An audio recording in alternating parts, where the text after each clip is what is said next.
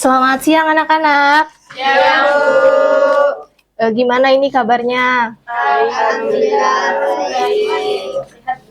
Masih semangat ya? Insyaallah. Oke, sebelum mulai pembelajaran pada siang hari ini, Ketua kelas pimpin doa terlebih dahulu. Mas Nanda. Sebelum kita melakukan pelajaran pada siang hari ini, marilah kita berdoa.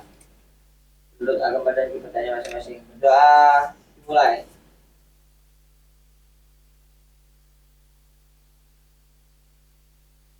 Berdoa selesai.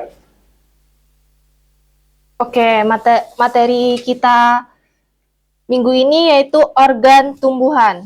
Ada yang tahu organ tumbuhan itu apa saja?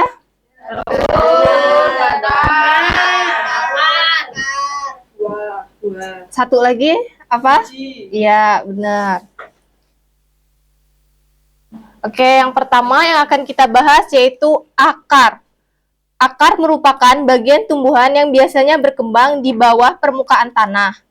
Akar ini memiliki struktur yang sangat kuat. Berdasarkan asalnya, akar tumbuhan dapat dibagi menjadi dua, yaitu akar primer dan akar liar.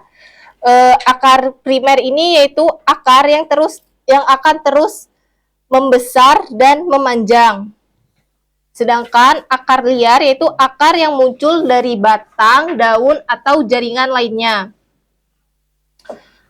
Fungsi akar ini ada 4. Ada yang bisa bantu baca? Saya, Bu. Oh iya, silahkan Mbak Elisa. Satu, untuk mengikat tumbuh-tumbuhan pada tanah. Yang kedua, untuk menyimpan cadangan makanan.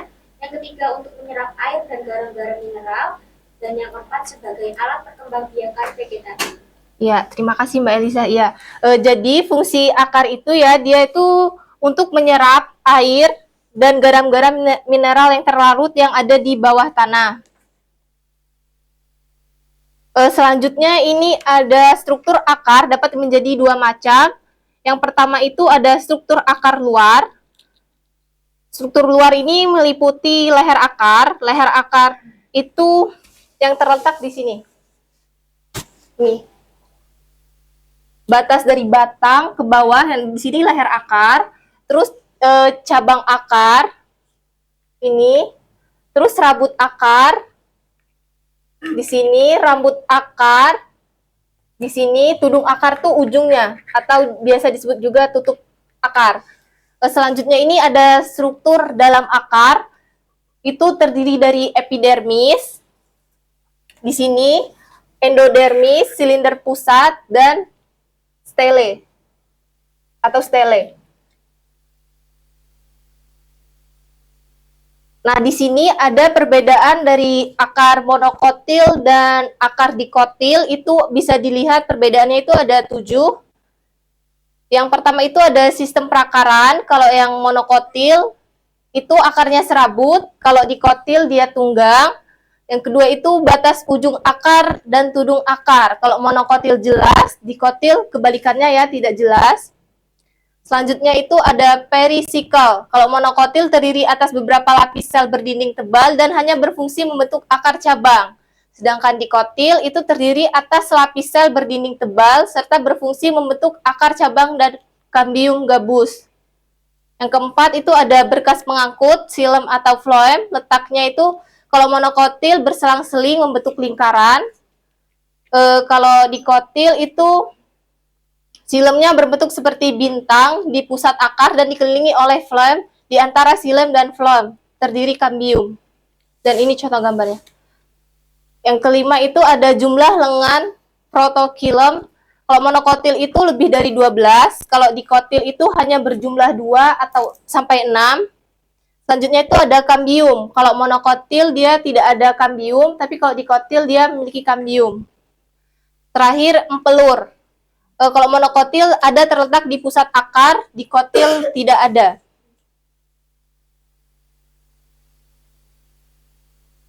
Nah, selanjutnya ini batang. Ada lagi yang bisa bantu membaca? Saya, Bu. Ya, Mbak Nabila. Batang merupakan organ tumbuhan yang berfungsi untuk menegakkan tubuh tumbuhan, serta menghubungkan bagian akar dan daun. Berfungsi untuk menopang daun, bunga, dan buah. Bagian batang tempat munculnya daun disebut nodus atau buku. Sementara bagian di antara dua buku disebut ruas atau internodus. Pada batang yang bercabang terdapat kerucut samping yang akan tumbuh menjadi cabang. Batang memiliki 3 bagian pokok, yaitu epidermis, korteks, dan stele atau silinder pusat. Oh iya, jadi batang itu organ tumbuhan yang berfungsi menegakkan tubuh tumbuhan. Dia juga bisa menopang daun, bunga, dan buah. Terus di sini disebutkan munculnya daun disebut nodus atau buku. Buku itu maksudnya tuh kayak misalnya bambu itu yang ada sekat-sekatnya, nah itu disebut buku. Terus sekatnya itu disebut buku. Terus kalau ruas itu ada 2 buku, nah itu disebutnya ruas. Selanjutnya ini ada perbedaan batang monokotil dan dikotil. Itu ada 9 ya. Yang pertama itu dilihat dari percabangan batang. Kalau monokotil itu tidak ada cabang. Kalau dikotil tuh ada. Terus ruas batang monokotil ada, dikotil tidak ada. Yang ketiga itu ada letak jaringan pengangkut. Kalau monokotil itu dia tersebar, sedangkan dikotil teratur membentuk lingkaran.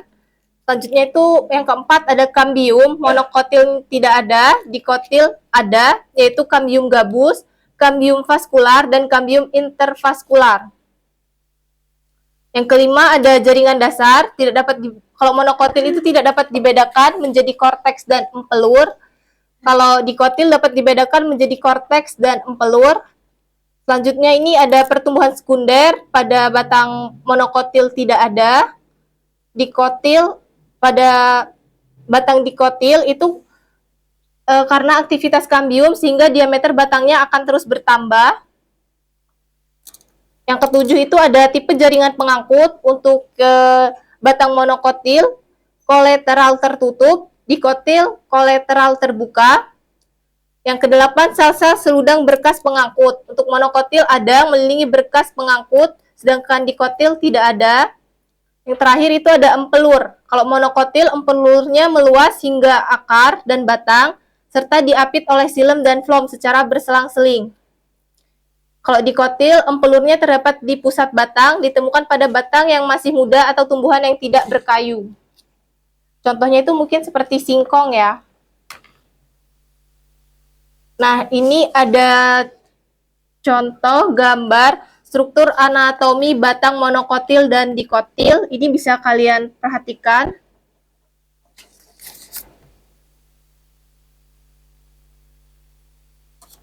Oke, yang selanjutnya ini ada daun. Daun merupakan organ tumbuhan yang menjadi tempat berlangsungnya proses fotosintesis.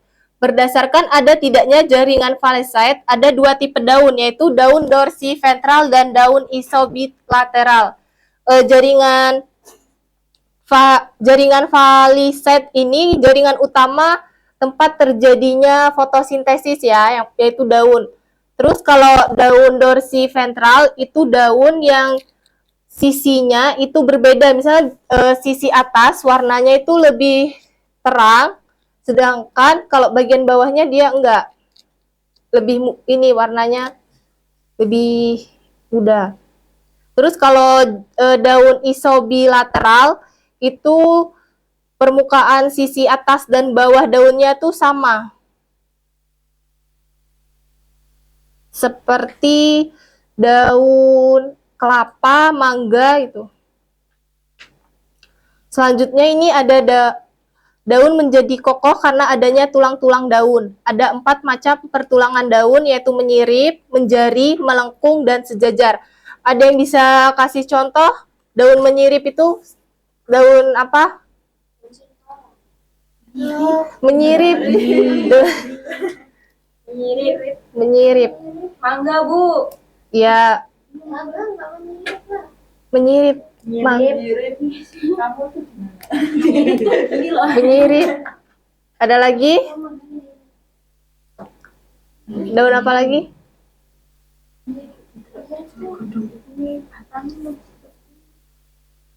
Seri. Iya, Seri menjari. menjari seri. Kalau yang melengkung, Melengkung. Eceng gondok. Iya, eceng gondok. Ciplukan. Ya, ciplukan. Itu kan buahnya. Daunnya ya nggak apa-apa. Keluar ada daunnya. Daun kan ada daunnya. Ya. Yang sejajar. Mbak Niken tadi apa tadi? Bambu. Ya, selain itu, Pandan. Pandan. ya, Oh, betul. Jono. apa tuh? Gajah-gajahan. Gajah-gajahan. Gajah loh. Yang untuk makan sapi. Iya. Ya. Ini namanya kolong jono. Malah sapi. Bon. Oke, lanjut ya. Ini ada fungsi daun. Ada yang bisa bantu baca? Seneng arepnya. Ya udah. Fungsi daun bagi tumbuhan adalah satu, membuat makanan melalui proses fotosintesis.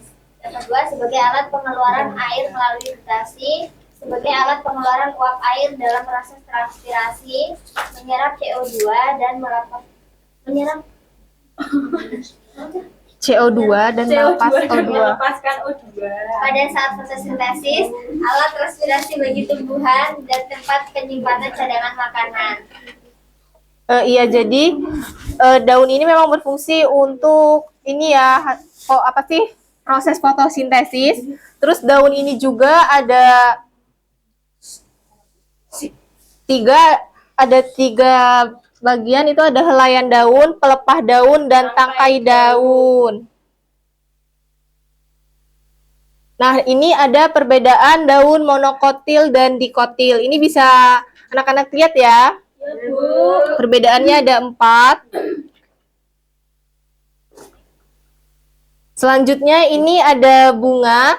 Bunga ini organ reproduksi seksual pada tumbuhan berbiji yang berasal dari modifikasi tunas. Bunga yang lengkap memiliki bagian-bagian berupa dasar bunga, perhiasan bunga, benang sari, dan putik. Bunga ini memiliki sifat bunga antara lain beberapa sifat, antara lain punya warna yang menarik, berbau harum, dan bentuknya bermacam-macam dan mengandung madu. Bunga merupakan alat perkembangbiakan generatif yang menjadi tempat bersatunya gamet jantan dan gamet betina untuk menghasilkan biji. Nah, selanjutnya itu bunga itu ada 2, yaitu bunga dikotil dan bunga monokotil.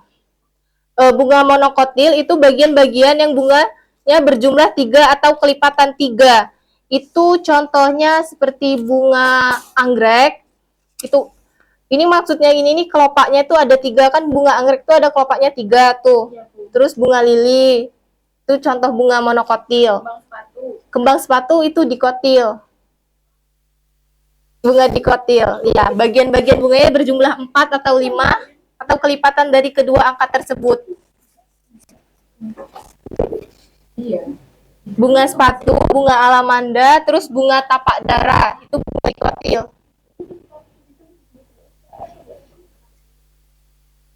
Selanjutnya ini ada buah. Ini ada buah sejati dan buah semu. Terus buah sejati adalah buah yang berasal dari perkembangan bakal buah. Itu contohnya seperti buah mangga, buah serikaya, dan buah nanas. Terus kalau buah semu adalah buah yang bukan berasal dari perkembangan bakal buah. Buah semu terbentuk dari bagian-bagian bunga lain yang menyatu dengan bakal buah. Itu contohnya seperti